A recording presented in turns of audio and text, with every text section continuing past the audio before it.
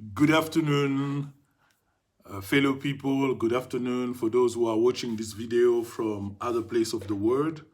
A warm welcome.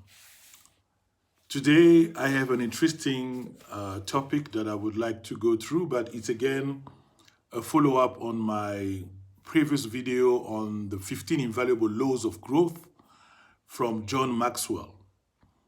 Last week, we spoke and we spent a great deal of time on the law of the mirror. How do you see yourself, your self-esteem, your confidence determine the way you look at yourself as to whether you are worth the investment, whether you are worth the time to spend on growing and becoming a better person. So your self-image and your self-esteem has a key role to play when it comes to you growing, because the image that you hold about yourself, that image determines how you see yourself, whether you deserve to invest in yourself and become a better person. Good afternoon, my name is Didier Mbayo. I am the owner and founder of a company called Lead Influence, and I'm a John Maxwell certified coach, speaker, and trainer. So today we're going to spend a little bit of time on the next law, which is the law of reflection. Learning to pause allows growth to catch up with you. Pausing is such an important activity in our lives if we really want to get the best, because for us to look at point where or area where we have weaknesses or area where we do have shortfall, we need to be able to pause. We need to be able to think and spend time with ourselves where we can analyze whether the behavior and the action that we are taking are actually producing the result that we want in our lives. So let's look at the law of reflection from the 15 Invaluable Laws of Growth, written by John Maxwell. On the first page, he starts with an amazing statement. He says, learning to pause allows growth to catch up with you. Follow effective action with quiet reflection. From the quiet reflection will come even more effective action. This is a quote from Peter Drucker. So, one of the key elements that you need to understand, the only way you're going to grow is when you are able to pause. Pause meaning decide deliberately to reflect on how your day or your week or the past 3 months have gone. So you need to be able to sit and look back and say, am I doing the right thing? Am I doing things that are aligned with my goal? So pausing is such an important part, because otherwise you become just a person who go through motion. So they run from one activity to another one without analyzing, without looking at exactly whether those activities that they're performing on a daily basis are actually producing the results that they want in their lives. So let's look quickly at some of the key elements of this law. Usually people use a statement such as, experience is the best teacher. But in fact, experience can only be a best teacher if you can evaluate what you got from that experience. So it's very important every day as we go along the day, as we go along our week, as we go along the month, the year, to actually look at what we are currently doing, whether those activities, those behavior that we exhibit are aligned with our goal. Are they producing the result that we want?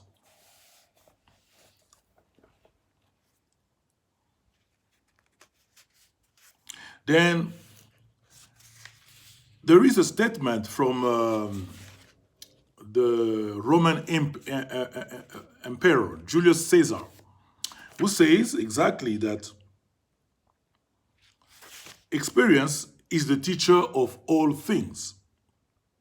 However, that statement has been contested by John Maxwell. He totally disagrees, and I kind of agreeing with him. He says experience is not the best teacher. Evaluated experience is.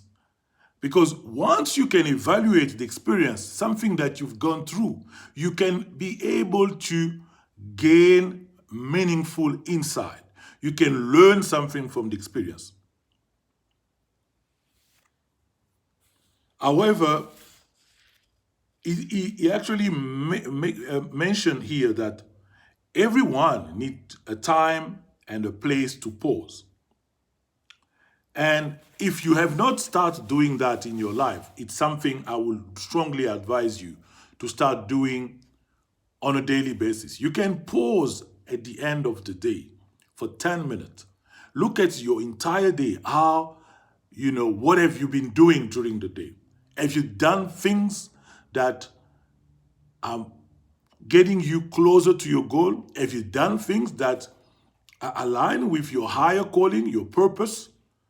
So whatever you are busy during the day, take the time every day, at least for 10, 20 minutes, before you even sleep. Just look at your day, honestly. Have I done the things that I was supposed to do? What was I doing today?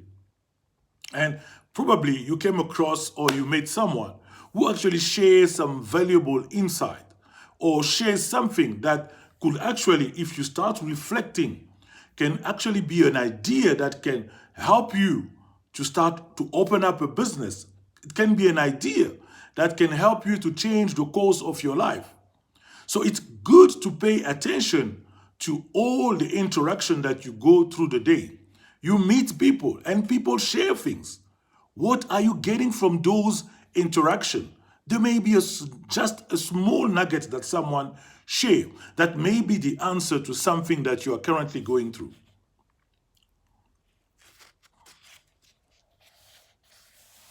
Then he says something interesting in this chapter. He says, if we don't take the time to pause and reflect, we can miss the significance of many events. Reflection allows those experiences to move from being life markers to life makers. If we pause to allow growth to catch up with us, it makes our lives better because we not only better understand the significance of what we have experienced, but we can implement changes and course correction as a result. We are also better equipped to teach others from the wisdom we have gained. So pausing allow events that were life markers to become life makers because you can gain a meaningful insight from whatever event you went through the day. Pause with intention, expand and enrich the thinking. He says, study the lives of the great people who have made an impact on the world, and you will find that in virtually every case, they spent a considerable amount of time alone thinking. And if you look at Jesus in the Bible, for those who are Christian, even the Prophet Muhammad, you will see that most of the great leaders in the world have got the breakthrough by taking time to be alone. They were just alone on a lonely place on their own, and that's where they got the breakthrough. And even in your life, you will not get a breakthrough in a noisy place. You will only get the breakthrough once you decide to be in a lonely place on your own, reflecting on things that happen in your life. It always make room for a breakthrough.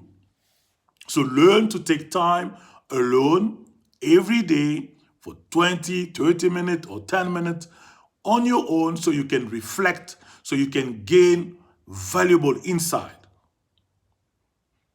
You can see yourself, but that almost all the leaders have done that and they keep doing that. And most of the CEO of big organizations, they usually take time to think, because thinking allows for new idea.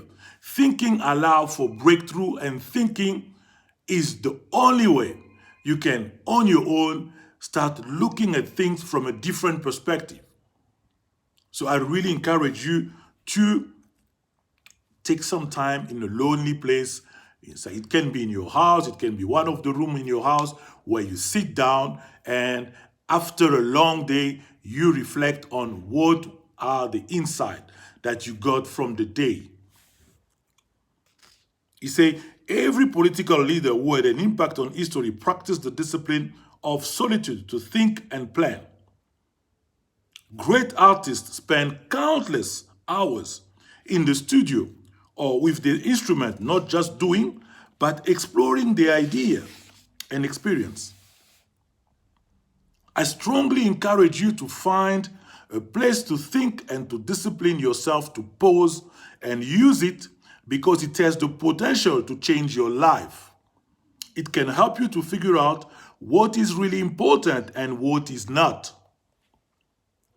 So when you take time to pause, you need to go through some elements. Like when you pause and think about your day, think about things that happen in your life, use the 3I. That's what he suggested. The first I stand for investigation. Pausing means more than just slowing down to smell the roses. It means stopping and really figuring things out. That generally requires a person to ask questions, which is quite critical, because when you pause and investigate, ask yourself honest questions. It helps you to also find things that you have not doing well and things that need to be improved. So those tough questions are very important. The next I is incubation. Incubation is usually when you can sit with an idea and try to allow that idea to simmer for a while. Because that idea will usually, when you allow it to simmer for a while, will help you to get something out of it. So it's pretty much like a meditation. The third I, illumination. And he quoted Jim Rohn, who says, at the end of each day, you should play back the tape of your performance. The results should either applaud you or prod you. So you can see, Jim Rohn says, at the end of the day, play back the tape of your performance. How did you perform today?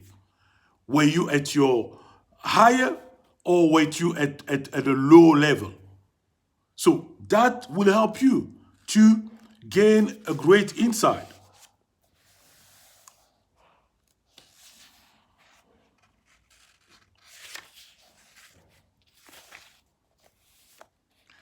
Now, the last I is illustration. The last I stand for allow you to, it says basically that most good ideas are like skeleton. They provide good structure, but they need meat on the bone. They lack substance, and until they have it, they are not that useful.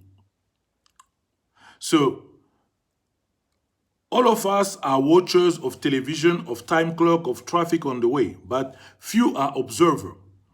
Everyone is looking, not many are seeing. So it's very important to observe things. Look at things with an eye, with a different eye. Try to see exactly what am I missing here. Then he talked about the importance of asking questions, and good questions, because if you ask the wrong question, you will not get what exactly you want. So it's good to also develop the habit and the skill of asking great questions. And I think John Maxwell wrote an interesting book about Leader Ask Great Questions. There's a very good book. The title, it's something along those lines. So Leader Ask Great Questions. And there are numerous literature from different authors about the importance of asking questions. Because from asking a question, you can get an answer that can catapult your life or change your life.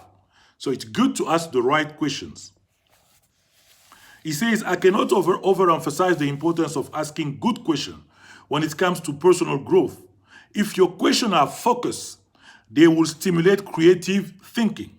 Why? Because there is something about a well-worded question that often penetrates to the heart of the matter and trigger new idea and insight.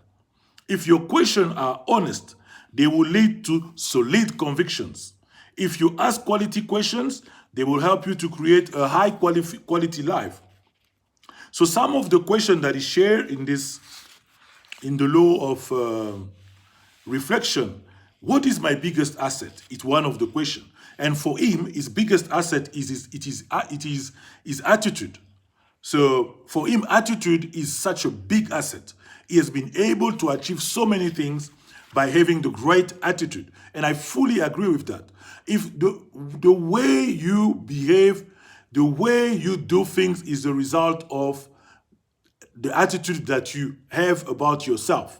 And the attitude that you have about yourself is a sum of your will. You always decide which attitude you need to have. So be careful about the attitude that you adopt because it determines the result that you get in life. Then the second question is, what is my biggest liability? And for him, the biggest liability is that he's optimistic, is overly optimistic. And therefore, he usually fails to look at other elements when he's involved into a project. Because he says, I'm naturally optimistic. I underestimate how much time, money, and effort most endeavor will require, and that can get me into trouble. So the next question, what is my highest high? And the next question, what is my lowest low? So what is my highest high is he referred to his family. He says that his highest high is he loves his family. So those family, friends are the critical people in his life. So what is my lowest low? He basically said that he do have a challenge to allow his family member to make their own decision. And what is my what is my most worthwhile emotion? Then that relates to how he feels. So he says love for him is the worthwhile emotion that anyone can experience. I mean, you may have a different kind of emotion, but he says love for him, it's the most important emotion. And then the next question is, what is my least worthwhile emotion? Which is self-pity. He referred to self-pity. So therefore, that is view, but you may have a different least worthwhile emotion, which may be, self-sabotaging yourself. So it depends. And the next question is, what is my best habit? So just to give you an indication, all these questions allow a person to reflect, because that's the purpose of these questions. It's to allow you to reflect and gain some valuable insight in terms of who you are, in terms of the things that you're doing, whether they are aligned with your goal and your purpose. The next question that he asks is, what is most fulfilling to me? What do I prize most highly? And then he lists a bunch of questions that someone or one can start asking himself, like, do I value people? Do people know I value them? How do I show it? You see, so those are kind of questions that you can ask yourself that will help you to uncover some of the things that you struggle with, because those are honest questions that you're asking to yourself. So basically, if I need to do a bit of a summary, the law of reflection is such an amazing law because we cannot live our life without pausing some time. Pausing allows us to gain great insight in terms of the way we behave, the way we perform, and that allow us to see area where we do need to improve.